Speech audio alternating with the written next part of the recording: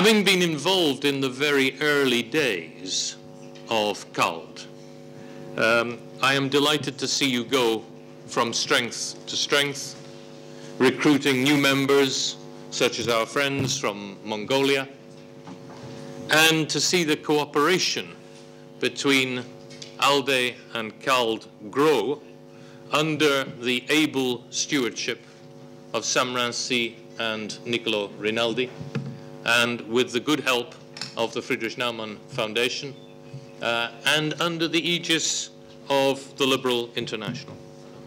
We know how important it is for cooperation between Europeans and Asians. We know how dynamic Asia is as a part of the world's economy, but we recognize too that Asia has 60% of the world's poor people. We have a massive agenda to face together. And I'm pleased to say that the context in which we do that has changed very fast and very far. There is a Scottish poet called Douglas Dunn who wrote about the former colonial relationships and said, "To our forefathers, it was right to raise their pretty flags at every foreign dawn and lower them at sunset in a haze of bugle brass. They had no sense of place." And he goes on to write, "Counting up the cost, we plunder morals from the power they lost." I think where we once thought of power and domination in the world, we are now trying to think of responsibility. And there is so much to be done working together with you. I'm delighted that we have here at the opening session this afternoon Guy Verhofstadt, former Prime Minister of Belgium, able leader of our group in the European Parliament, Sam Rainsy, who needs no introduction to you, Hans van Baalen as President of Liberal International, and Jules Martin as the Country Director of the FNS of the Philippines. And with no further ado, I would like to kick off because I know that Guy has to leave us for another meeting at 2:30. Guy, the floor is yours. Well, I'm very pleased to welcome you to the European Parliament. First of all, I want to apologize because this morning there was foreseen that there should be a participation of the ALDE-CALD to the group meeting. But for once, we had a very short group meeting.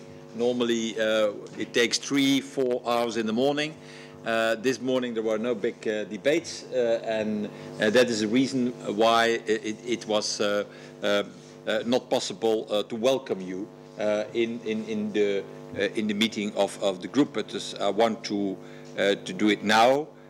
I know that the well-established annual meeting between ALDE and CALD is becoming, I shall say, a huge tradition in this house. And is becoming stronger and stronger and attracting more and more interest every year. And I would like to express our gratitude of the Alliance for Liberal and Democrats in the European Parliament to our partners and friends in CALD. Let me start immediately by recognizing that it is Europe who is at the difficult crossroad today. You follow that certainly in your newspapers every day. As recently the economists have pointed out, in the European Union, we have now a fundamental choice to make, a choice between disintegration or an ever closer union in Europe. And we in our group, in the ALDE group, are convinced that the best way forward for Europe and indeed for the world is that the European Union becomes more integrated than it is today and is truly strong and capable. Because let it be clear, very clear from the beginning, the crisis that we are facing today in Europe is not a crisis about Greece, not about Portugal, not about Italy, not about Spain. And it is not even, in my opinion, an economic crisis or a financial crisis. It's a crisis of politics, a political crisis. Our leaders today in Europe are unable to take the right decision at the right time, also unable to create what we call a real fiscal and economic union on the European continent, and that the current situation is so dramatic that the number of countries are under threat is, in our point of view, their responsibility. In fact, they have transformed what was initially a very small crisis around a small country, around Greece representing 2% of the European GDP. Well, they have transformed that small financial crisis into a crisis of unseen magnitude, with also consequences for other regions in the world, also for Asia. And why? Because they are not capable to make three fundamental reforms that we are requesting for. First of all, the establishment of a real economic and fiscal union, because in our point of view, if you have a monetary union, a single currency, you need also an economic and a fiscal union. You can have maybe a state without a currency, but it's impossible to have a currency without a state in the world. We need, secondly, also what we call a real euro bond market, mutualization of the debt, and finally we need a growth package to relaunch the European economy the fastest as possible. And what we are facing now, and what threatens, in fact, global financial markets, also the financial markets in your countries, is, in our opinion, the lack of leadership in Europe that undermines this growth.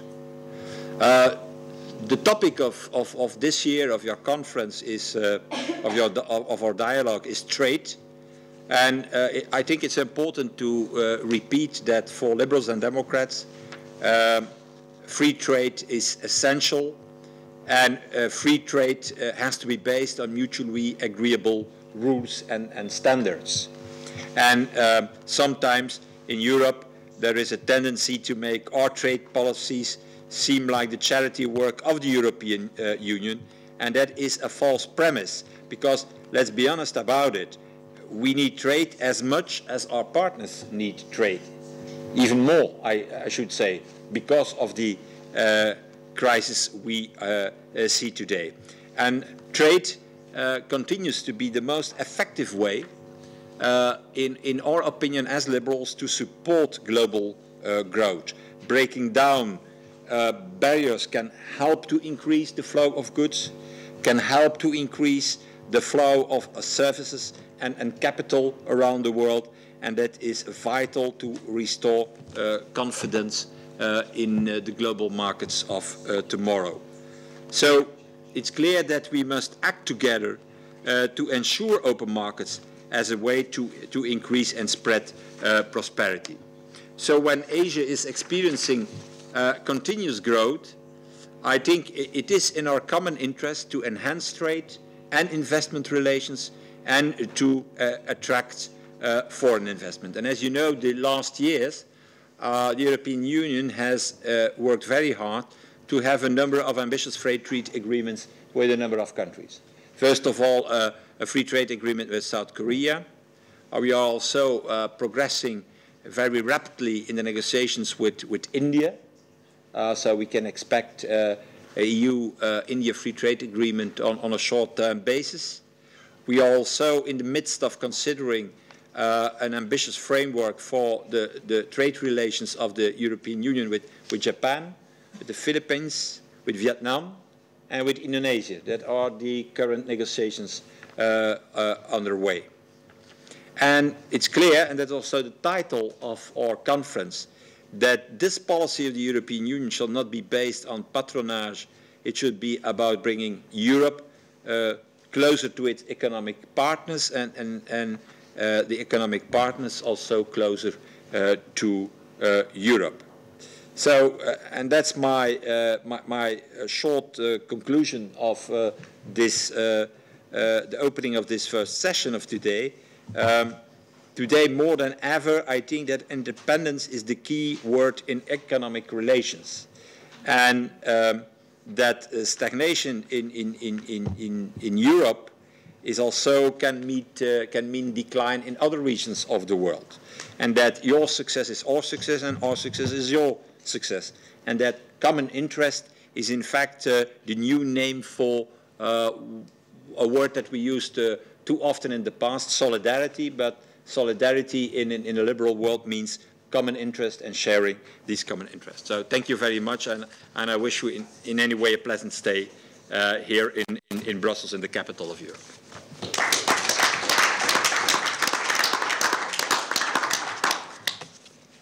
Thank you, Guy, and thank you for the leadership you are showing in the European Parliament in driving forward this agenda of a more politically united European Union. Let me turn now to Sam Rainsy. Rainsy, you need no introduction to anybody here. We're delighted to have you with us in this session. Thank you. Honorable Guy Verhofstadt, Sir Graham Watson, Honorable Hans van Baalen, Mr. Jules Martin, ladies and gentlemen, a pleasant afternoon to you all. We at the Council of Asian Liberals and Democrats are very pleased to be here in Brussels again for our 5th biennial summit. It is always a pleasure to be with you, fellow. De se joindre à vous avec tous les démocrates et les libéraux à l'Europe, non pas exclusivement en raison de l'occasion que ça nous donne de discuter des défis communs que nous connaissons, mais and solidarity that you have shown us through the years. Today, we will be tackling a very interesting and controversial topic, the issue of trade. As liberals and democrats, we look at trade as a way to increase the wealth of nations, as a mechanism to achieve universal opulence. To put it in the words of Adam Smith, father of modern liberal economics. For this reason, we try to make trade as open and free as possible by lowering, even totally removing tariff and non-tariff barriers, and implementing liberal economic policies, however, have not always been easy, as they are perceived to clash sometimes with the principle of sovereignty and national interest. It is to the national interest of every state to engage in trade with other countries, but the process of opening up markets of goods and services may initially hurt some sectors of the economy which are deemed important for national development. We, of course, heard complaints, particularly emanating from developing countries, which claim that neoliberal economic policies bring about development of underdevelopment or increase in relative poverty.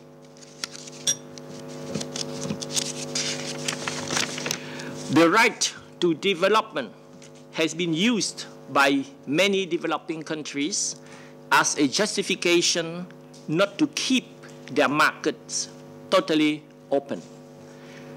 While none of us, liberals and democrats, would contest each country's right to development, we are aware that there is a tendency for this concept to be abused in order to protect certain sectoral interests.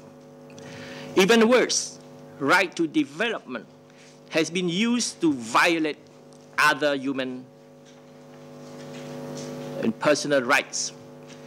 There have been claims that the government's priority should be the right to subsistence and economic development as a precondition to the full enjoyment of all other human rights. Hence, individual civil and political rights should be legitimately sacrificed, provided that its purpose is to pursue the right to subsistence and development. In the Liberal International Congress held in Manila last year, we dealt with the tensions and interactions between free trade and human rights. The position of liberals and Democrats regarding this relationship is quite clear-cut. Trade and human rights are mutually reinforcing. The challenge for today's liberals and Democrats, therefore, is to correct the notion that free trade can be practiced without recognition of fundamental human rights. It is not true that economic development through free trade can only be fully realized in an environment which curtails fundamental rights. As a matter of fact, the system of free trade entails respect for fundamental political, civil, economic, and social rights, armed with human rights. For example, citizens can hold the government accountable for its economic policies, prevent corruption and abuse of power, protect people from the cruelties of autocratic regimes, and promote individual human development. All these have a positive correlation with free trade. As we engage in detailed discussion about trade today, let us not forget that the issue is also related to other values that we hold dear, particularly human rights and individual empowerment. Trade, in this respect, is not an end in itself, but only a means towards a higher end, which is the betterment of individual. Thank you very much.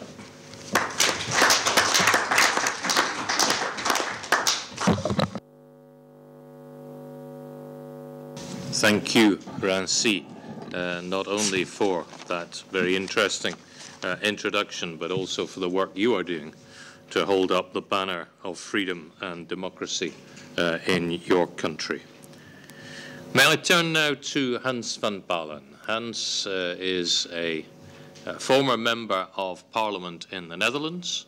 In recent years, we are delighted to say also a member of Parliament, or a member of Parliament here in the European Parliament, and most importantly for us, President of LI. Hans, please. Thank you, Graham. Many years ago, people said that when I wanted to be active, more active in the international world, you should meet Jules Maaten. Jules Maaten was president of IFORI, the Young Liberals, and I was invited to meet him. And we had a meeting scheduled in a restaurant in Amsterdam, but Jules was not able to come because as IFORI president, he was in Asia. And when I spoke with him some weeks later, he said, you should go yourself to Asia. Nice people, nice food, good hotels. I accepted that advice, but I discovered, like Jules, of course, also knew, that Asia is more than what I described. Asia is on the move, and Asians do it themselves. As Liberal International, or as ALDE, or as ELDR, we are happy to cooperate, but we don't need to subscribe something. CALD is really active itself. A lot of people say this will be the Chinese period. I say, well, then I hope that it will be a democratic China. But what it will be a period in which Asia is influential, and that is a liberal and a democratic Asia. And I'm positive, because if we look around this table, there are people whom we met and who have become a member of Liberal International from Indonesia. This vast country is going the right direction. It's not through our pressure, it's because they want to be democratic and liberal and open-minded themselves. If you look at the Philippines, where we were the guests of the Liberal Party and of Naman Foundation, thank you, Jules, for helping us out, there we saw people who knew where they wanted to go. And a president who has a message for the nation which is more than looking back at colonialism, but looking to the future. If we look at Japan, I have the privilege to chair the European Parliament Diet delegation, and our friends of the Democratic Party know where they're heading at. And I must say that I hope that we can welcome them in Liberal International soon. We have a good working relationship with Japan. Anwar Ibrahim has been put in jail, has come before court and was acquitted. That's new. He's a free man. We should keep him, help him to remain a free man.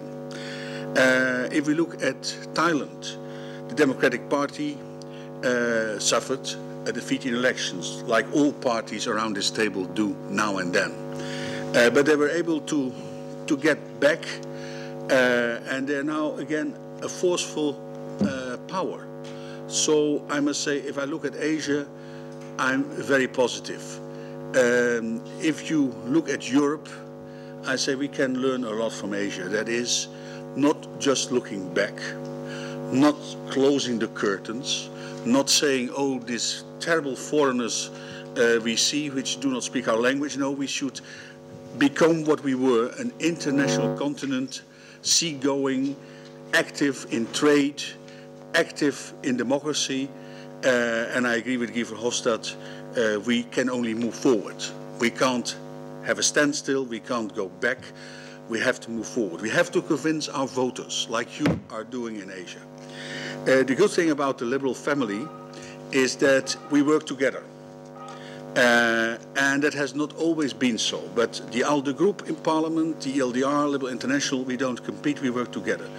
We have done so, are doing so in the Arab world with success. They do it themselves, but we can assist. In Ukraine, where Guy and I were recently. If you look at, and this is a good thing about this conference, that there are also people from Latin America. Also Latin America, I mean, in Central America you have liberals in parties, in liberal parties. In the South you have liberals among all the parties. And what I hope is that they are able to unite and to form a force, because we have to fight conservatives, populists, and people from the populist left. And then there's only a liberal answer. If we look at Africa, I mean, ALDE and also Liberal International have been very active in Africa. And for a long period, people have said, oh, Africa, nothing happens. That's no longer true, if it was ever true. We saw in Senegal, and Senegal is, let me say, one of the oldest democratic countries in Africa, a peaceful transition of power through elections. So we should also accredit our party in Senegal for accepting that they lost elections and they are now rebuilding themselves. So if we look at the international environment, I can only say one can and should be optimist. And that is something what we in Europe have to learn again, to be optimists. Thank you for helping us in this respect. Thank you.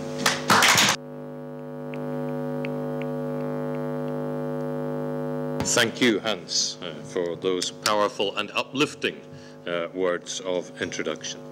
And let me turn now to a former colleague, somebody we were very sorry to lose from the European Parliament, but our loss was Asia's gain. Jules Martin. Thank you, Graham. When I became politically active and thought I wanted to do something international, they said you should talk to Graham Watson. I don't recall that you said anything about good food and good hotels. But certainly being active with you in Ifilry at the time was a great school. Of course, all our political views are determined to a large extent by personal experiences. And I think the way we sit together here, there is an ease, and I think this is a gain of operating on an international level. I had that experience later in Liberal International, the way Emil does at the moment. And it is, and then later myself also in the European Parliament. And it is therefore also with a certain sadness that I look around me here in Europe, in some ways in my own country, the Netherlands, but also in other European countries, at how people view this type of international cooperation, because when I became active in the 70s, there was a European ideal. I don't think anybody would combine the words European and ideal so much anymore, not if you talk to people in the street.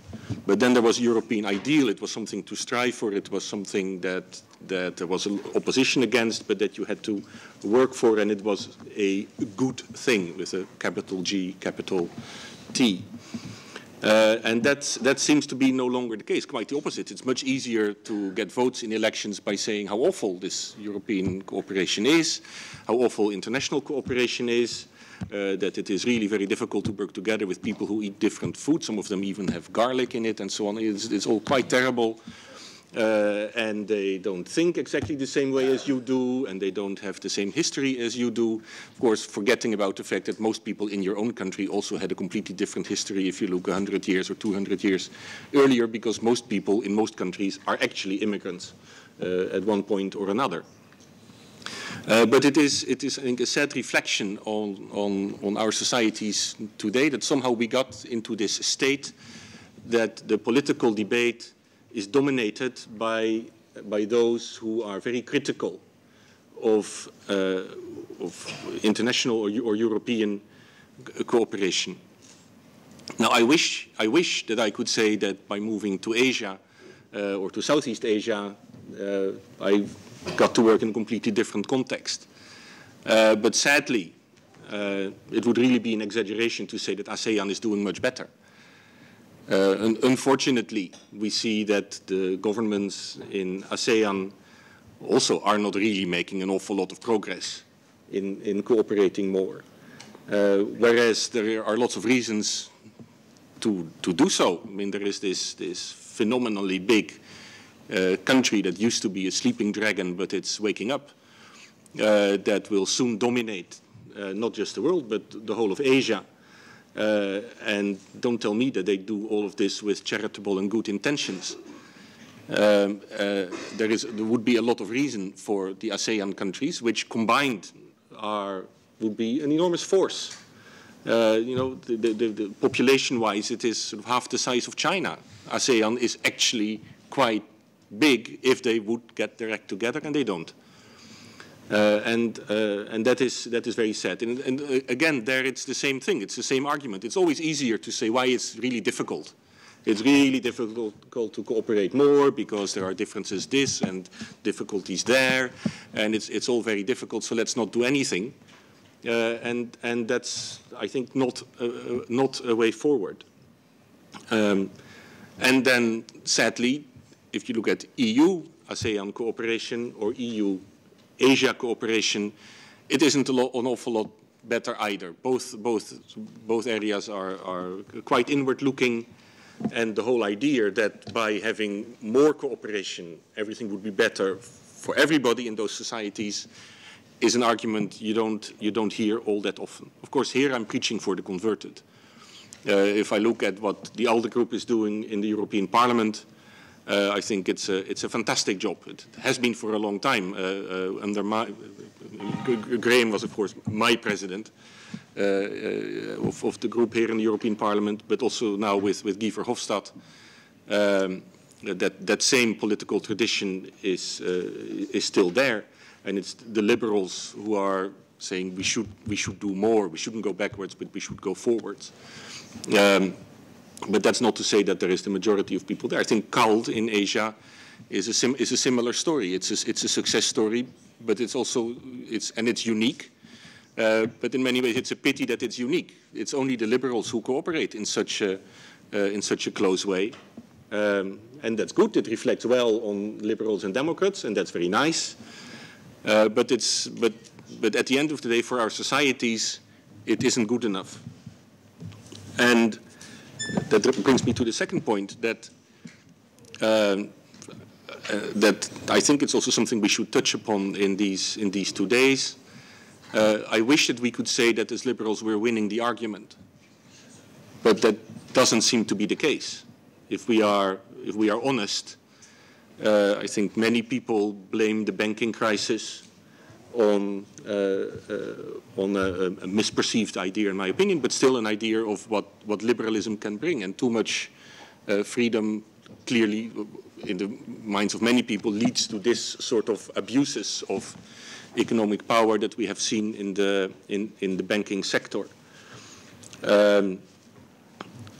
Similarly, we see now a trend towards more state intervention. The elections in France, of course, I don't think any of the two candidates was really terribly good in France, and it's possible that the least bad won the election. But nonetheless, we have to see how it goes. But in France, but also in other countries, you see that the idea of state intervention, of a stronger role of the state, rather than leaving decisions to citizens, is gaining ground. And again, it seems to me that as liberals we're not really winning the argument. Whereas the actual solution, my strong conviction, is that we need more liberalism, not less. Of course, you can argue what type of liberalism that should be, and I think that is an appropriate debate, because there are also those who would argue for more libertarianism, and that the sort of Wild West type of economy is the best way to go forward. I don't believe that at all. So you can argue what sort of liberalism that should be. But a civilized style of liberalism, the way we've known it in Europe actually for a long time, the social market economy, is actually a very good way forward, and something that as liberals we can be proud of having backed throughout decades. And that gets me to my last point. In much of the arguments that we are using in society, we seem to have to resort to explaining to people why what is happening is in their interest. And of course, that is a legitimate part of politics. People are, in some ways, after their own interest. But I think it was yesterday evening, in between all the chocolates, that one of the arguments was that that was put by our colleague from Germany, who said that his motivation for Europe was, European unification had to do with peace and progress and economic welfare, but that the way to sell Europe at the moment was a completely different one. It was to say it is in our interest to be powerful because it means we keep a seat at the table, and that this was the way to sell Europe. It's in your interest to have it. And that's all well and good, but it's not terribly inspiring. It's not terribly inspiring. It's true, and maybe we should use that argument the same way that we should use that argument in Asia and in ASEAN or in SAARC or in whatever types of cooperation we have, that yes, it is in one's interest to do that. But isn't there more to it than it just being in one's interest? It's more inspiring to say, look, however proud you are of your own country, of your own nation, of your own history, that being really proud of your own country and your own history is shown by being able to transcend that and to say we actually think that we should work together more with other countries, with other cultures, whether it's neighbors or faraway neighbors. And I believe that that is the case, and that we should find a more inspiring argument than just saying cooperation is in everybody's interest. And we have the ability to inspire as liberals. I'm very convinced of that. If I look at the country where I'm now based, in the Philippines, that has actually happened. I think the election there of Noynoy Aquino as president wasn't because people thought it was in their economic interest to elect the man. It was because there was a certain inspiration. People wanted to get rid of corruption, and they wanted to be proud of their country again. And that's why they voted for Aquino. And it is because he has, as a liberal, a strong anti-corruption agenda and a strong anti-poverty agenda.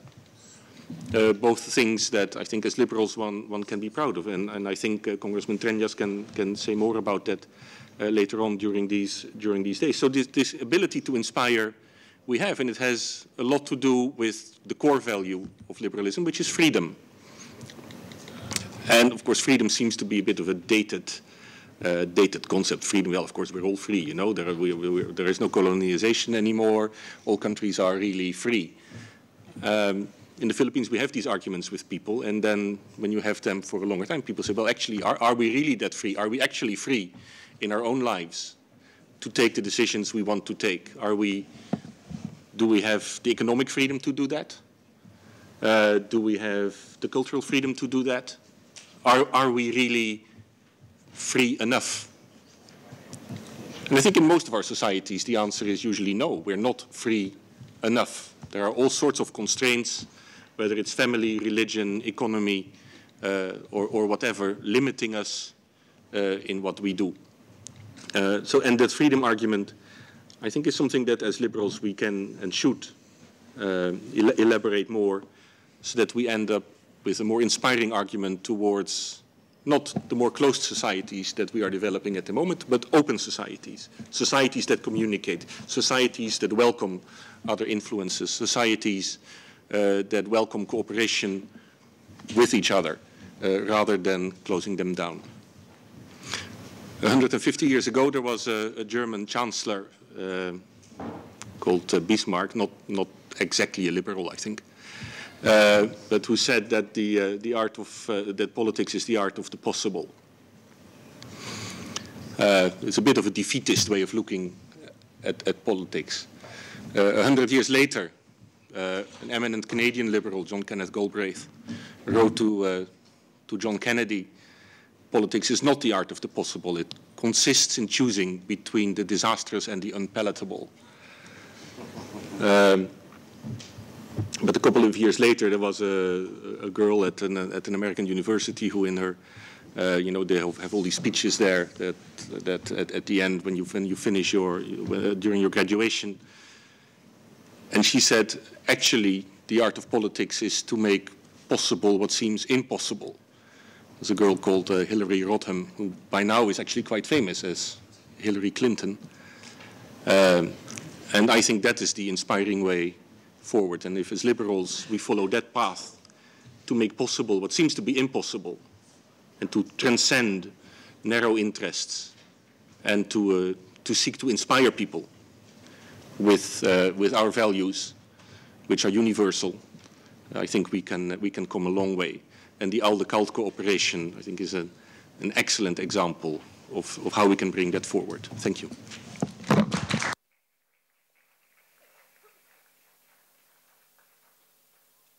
Thank you, Jules. Well, I think that's, ladies and gentlemen, is an excellent start to our proceedings. I'm particularly pleased that in addition to our friends from CALD and our ALDE hosts, we are joined by friends from Relial and from our African network, from Mexico and Honduras and Senegal. It's great to have you with us. I'm sure it will add very significantly to our proceedings and our understanding. And I look forward to what promises to be a very, very good session. I'm very happy that we do start with this first session on trade about Europe and Asia. We have three main speakers. First of all, I'm very, very happy that EU Commissioner Cecilia Malmstrom had accepted, very welcome Cecilia, to be here, had accepted our invitation. She, as much as I understand, Cecilia, you will be able to attend the entire session and maybe even something a bit farther than the session itself? How long is the session? The session is 1 hour and a half. No, it's yeah.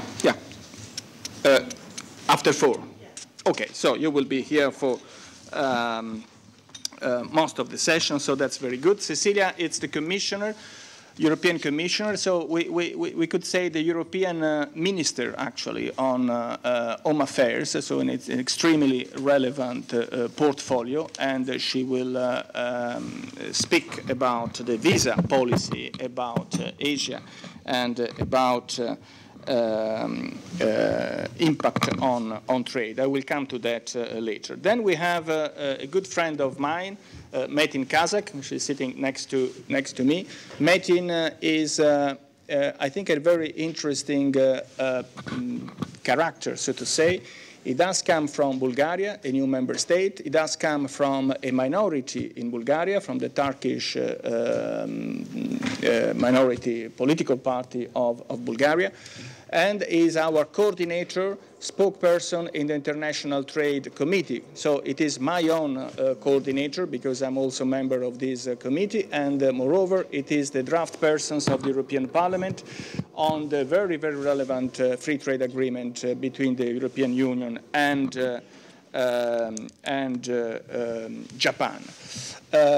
His background, I think you have to take all those elements, a minority, a new member states, a member state who did go through a very important conversions of economic system from the socialist systems at the end of the 80s and the beginning of the 90s to free market economy, and today with this very important position in the parliament. Then Samura, well, you all know Samura, but I think what is very interesting about Samura in this panel, it is your double casquette, double function. Samura has been she's the former governor of the National Bank in Cambodia, and so that's very clear. At the same time, she's not just a bank person.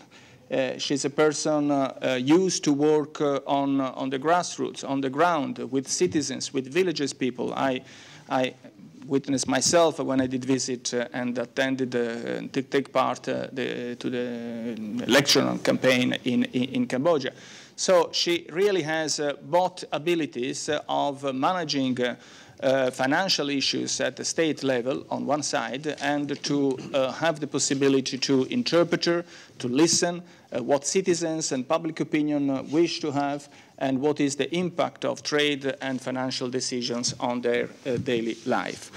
Last week we did have, not last week, yesterday actually, there was a seminar about Asia and Europe trade here in Brussels, not here in the Parliament, which was an interesting seminar, I have to say. And I could just read what was the subtitle of this conference, because this is a way of introducing the topic that we are discussing today and tomorrow. It is said that we live in the age of Asia, and it is in many ways true. With weak growth in Europe, and we can say even recession in many European countries, and also in the United States, the world economy is increasingly relying on the continental economic awakening in Asia to continue.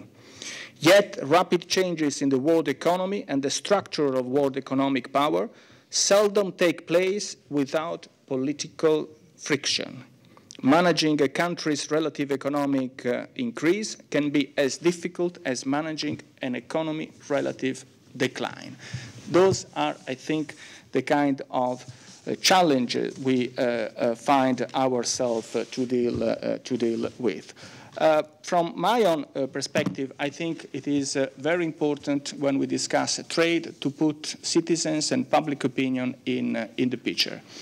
It is very difficult to achieve any substantial reform, in my opinion, and I think, here I look to my friend Sal from Senegal, when we discuss, for instance, the ratification and the implementations of the Economic Partnership Agreement between the European Union and the ACP countries, how important it is to have the public opinion, the citizens, the categories, the workers, professional categories on your side. Otherwise, everything it is very, very difficult.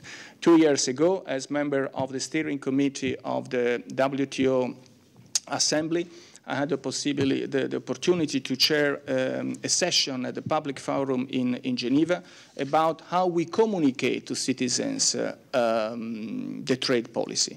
And it is, in a sense, amazing to see how little it is done in terms of being not only transparent in the decision-making process, but also in how we are able to advocate the need for having much more trade in our relationship as an essential tool to reach wealth and to achieve progress for our population. There is certainly a lot to do in order to overcome the lack of communication that sometimes I see around trade decisions.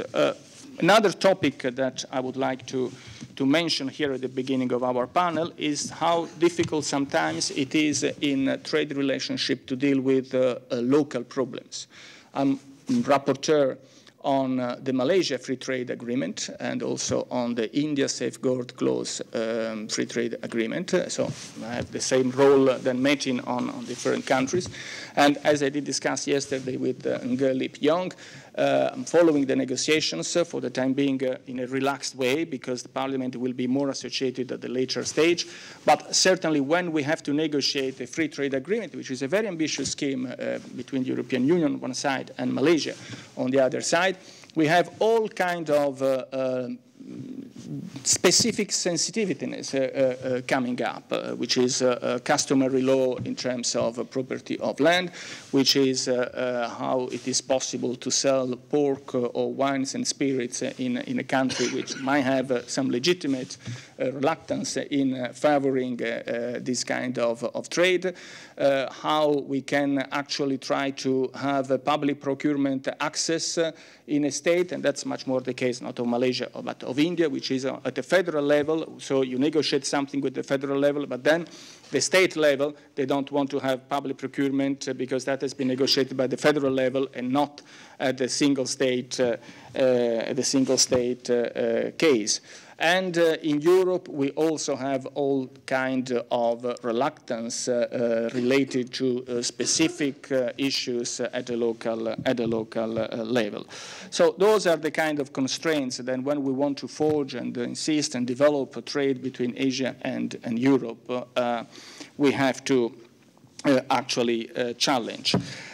Let me say also a final remark. When I think we discuss trade, we discuss many other issues together. It is an horizontal topic.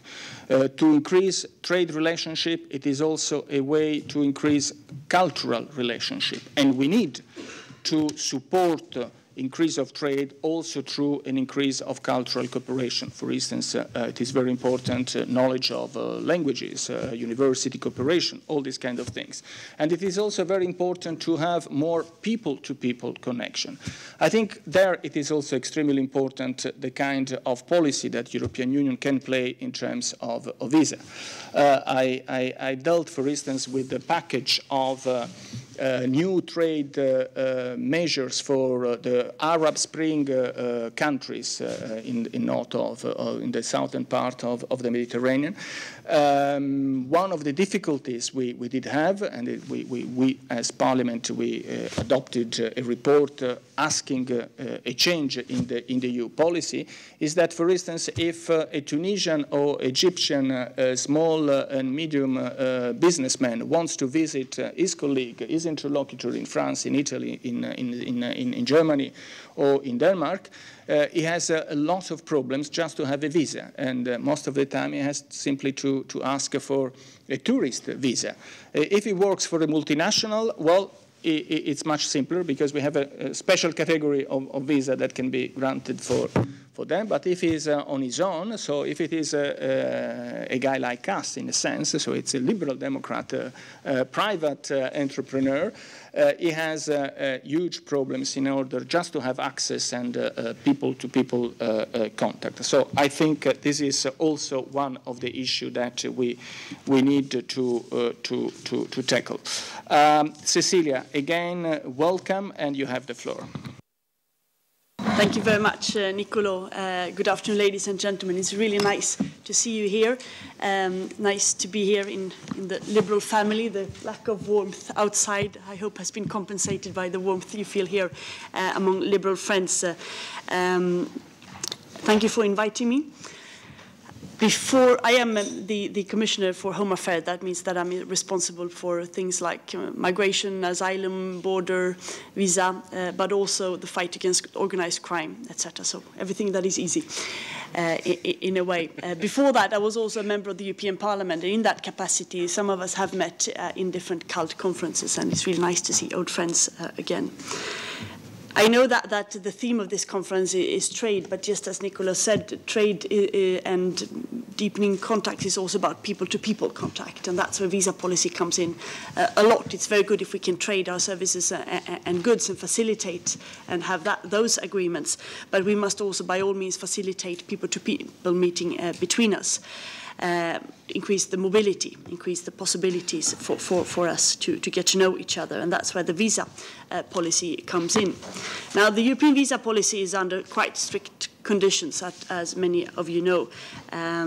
It has certain criteria, and it has, of course, to be also designed not only as a foreign policy tool, but also as a way that to ensure the security of European citizens. But European visa policy is an important tool to promote mobility.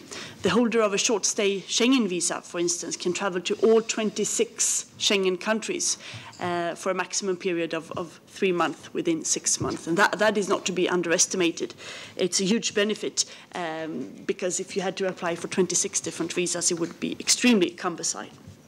We are right now in a process, and I don't want to bore you with that, on revising Schengen. But Schengen is something that together we issued last year 12.6 million uniform visas, which is quite a lot.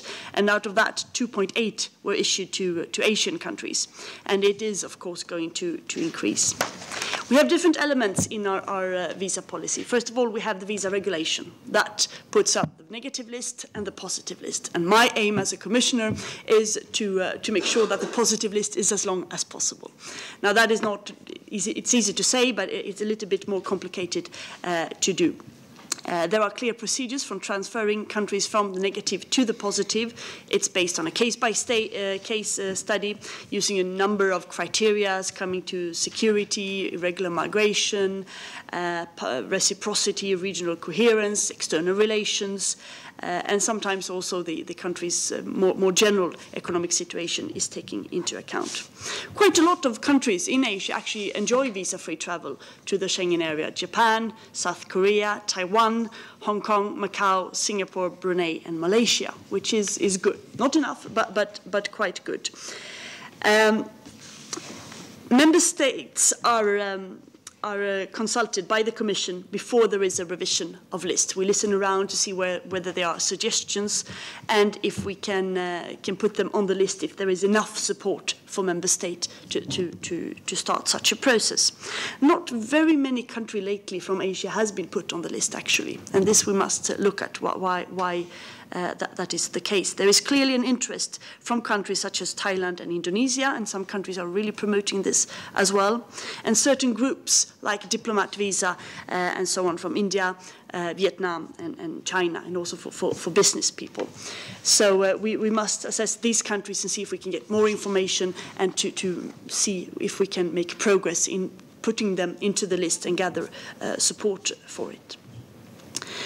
Visa liberalization is something that is becoming more and more also a foreign policy tool.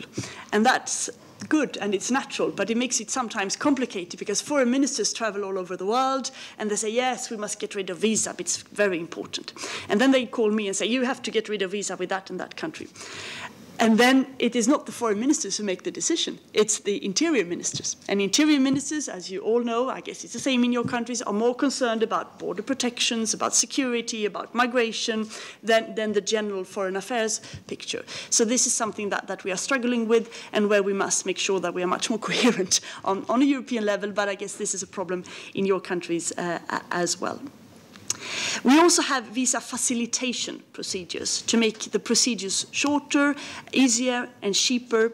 And this is a way also to engage, to use the full benefits of the visa code. But this is a tool that is mainly used by our immediate neighborhood, also in relation to readmission agreements, if countries need to agree that they will take back their citizens if they're not allowed to stay on European territory. But this is mainly for our immediate neighborhood.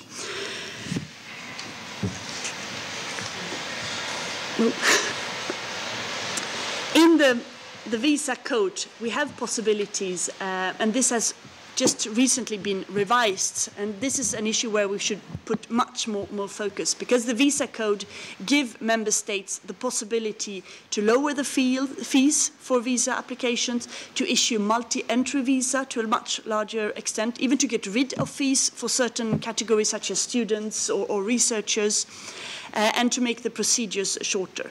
We are working very hard with the member states to make sure that there's a uniform list of requirements. If you ask for a visa in one country, you should make sure exactly these are the documents you need, and that these documents are valid for all the countries. The visa code was recently revised a little bit more than a year ago, so member states are still struggling to put all these procedures in place.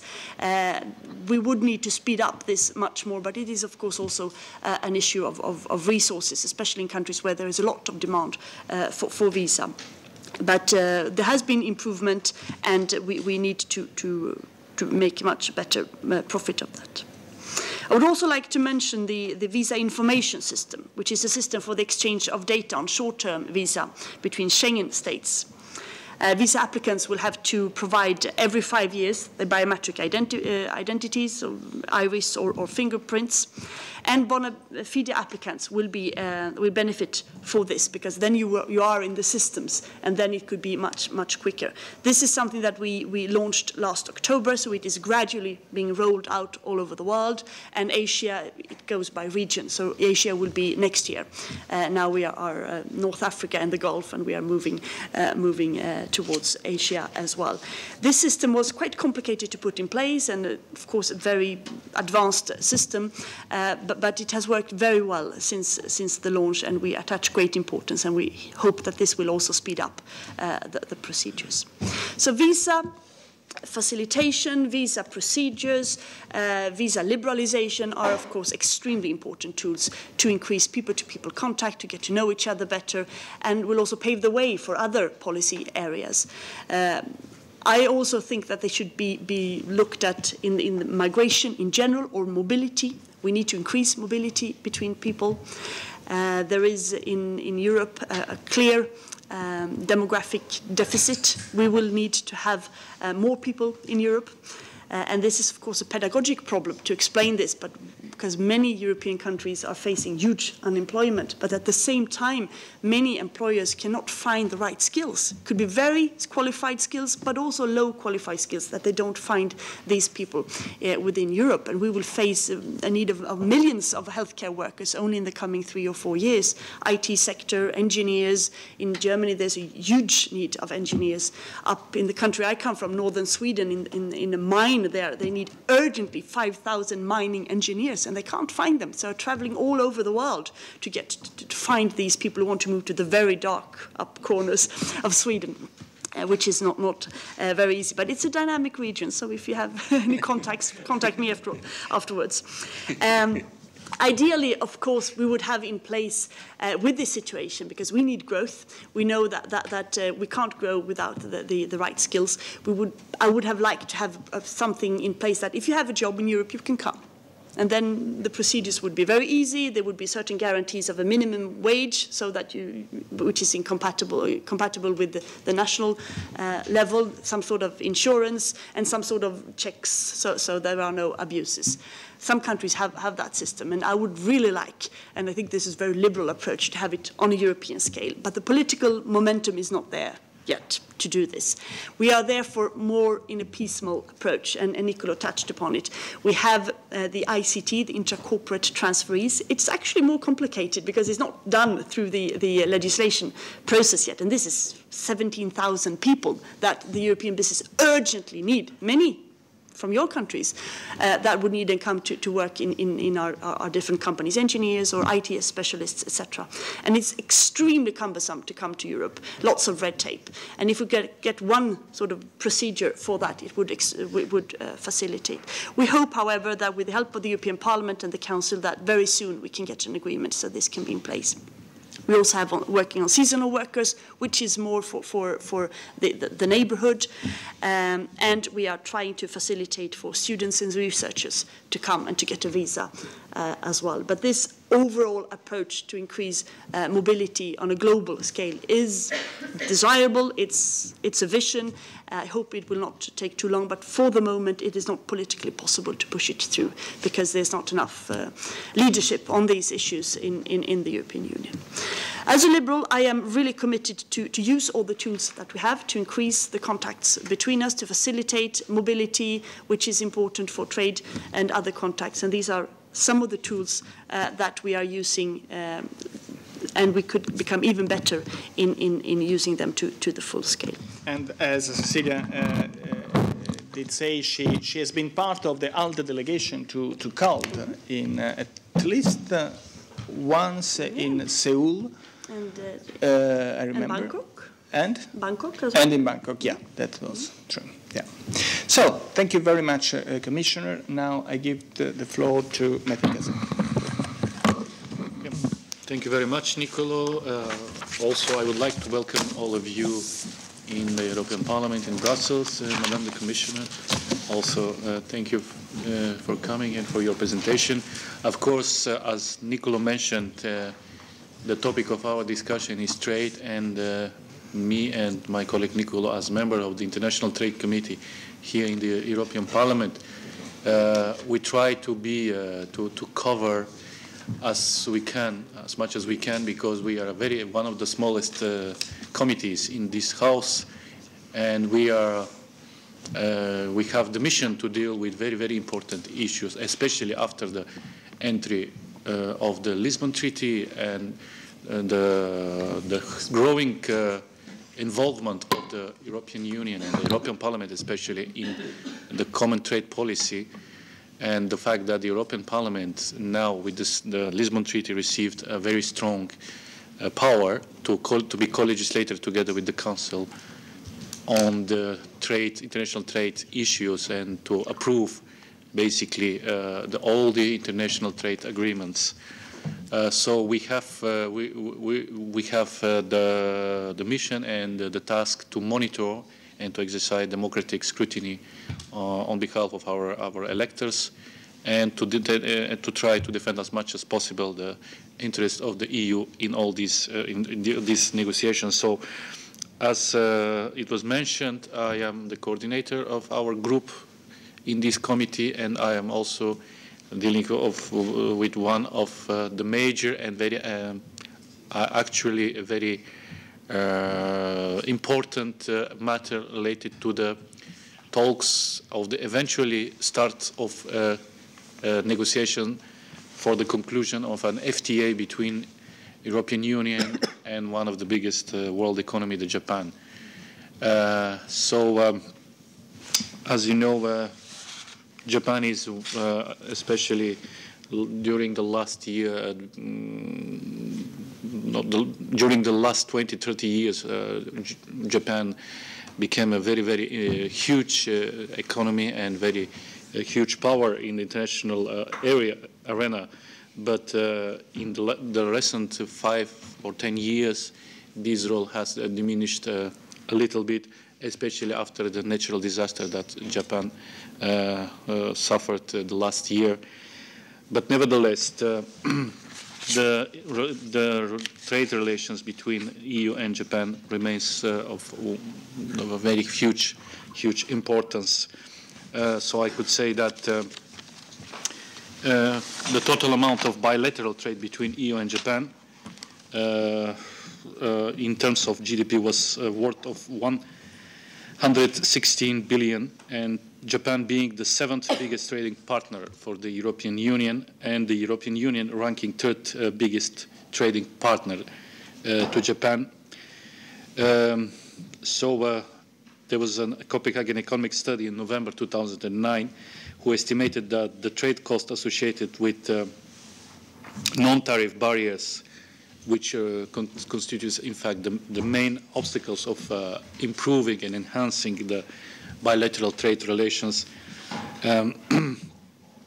will allow, if they are removed, will allow the increases of EU exports to Japan of 43 billion euros and respectively of 53 billion euros of Japanese exports to the EU. if these non-tariff measures are reduced to their fullest possible extent. In fact, there was a summit, EU-Japan summit last year, in which it was decided that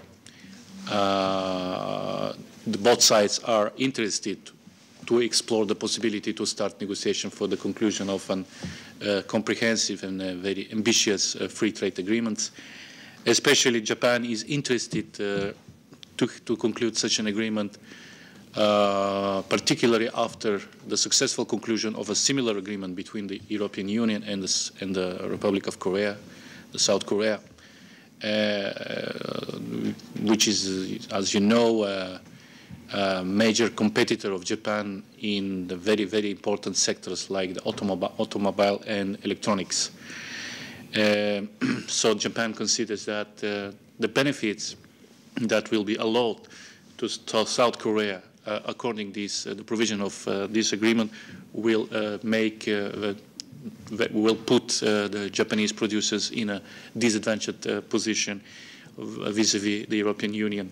So it was decided during this summit that so-called scoping exercise has to be launched between the two sides in order to explore the level of ambitions and the readiness of both sides to engage seriously into such negotiations and to cover all the remaining issues of mutual interest that could be part of an eventual free trade agreement.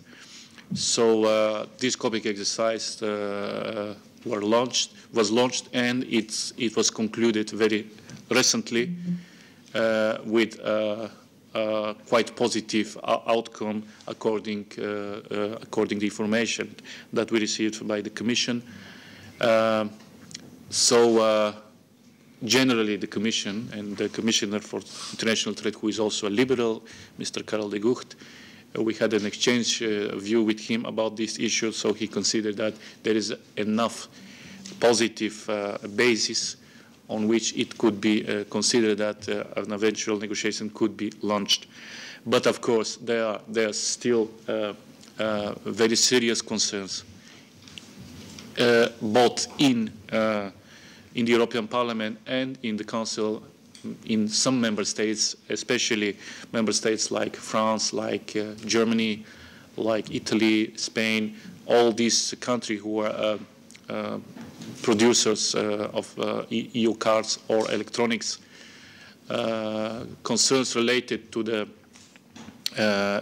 commitments and that Japan has to take in order to meet the expectation and the concerns from EU car and electronic industry towards the access of EU cars and electronics to the Japanese market, and still existing a huge number of non-tariff barriers.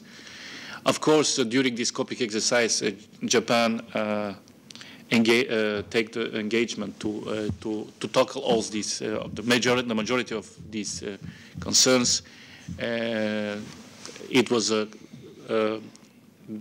Japan take the commitment to elaborate a very clear roadmap on more than 30 different so-called non-tariff barriers in order to lift the obstacles that are related with these non-tariff barriers. But still, delivery is expecting to be done by the Japanese government, and especially in this year, 2012.